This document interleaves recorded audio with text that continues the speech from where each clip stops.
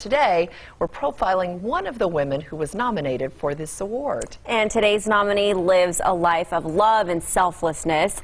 This is how Betsy Dunn changed the lives of countless children in our valley. She lives a life of service, a life of love. How do you get a heart like that? You know, how do you get that kind of a drive? Michael Dunn says he's one of the lucky ones. When he was 4 years old, he was adopted by Betsy and Paul Dunn. I'm just grateful that I was able to come in line, however that happened. The Dunns wanted to adopt for years. Betsy was a social worker and saw a void in the system. We need to do something. We need to put something together for parents of special needs kids, because there's no organization. When their biological son Carl turned 17, Betsy took on the challenge. Over the next 2 decades, the Dunns fostered nearly 150 children and adopted 7. A lot of our kids were drug babies. They would cry 23 hours a day the first year of their life. Brian and Benny were totally special needs kids.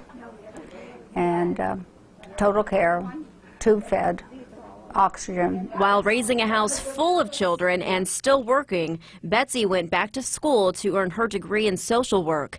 But the most important lessons in her home: everyone is family and everyone is loved. These kids come from nowhere, and they need to know that they are somebody. Betsy has also cared for Paul throughout their marriage. He served in Vietnam and has suffered for years from the effects of Agent Orange. Recently, he was diagnosed with dementia and Alzheimer's.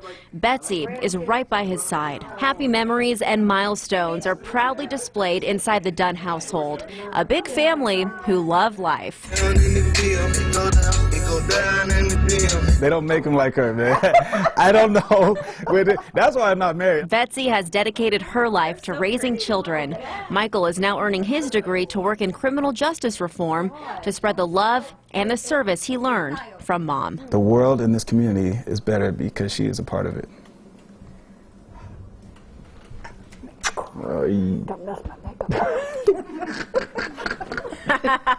They're so funny. I love that snicker laugh. I know.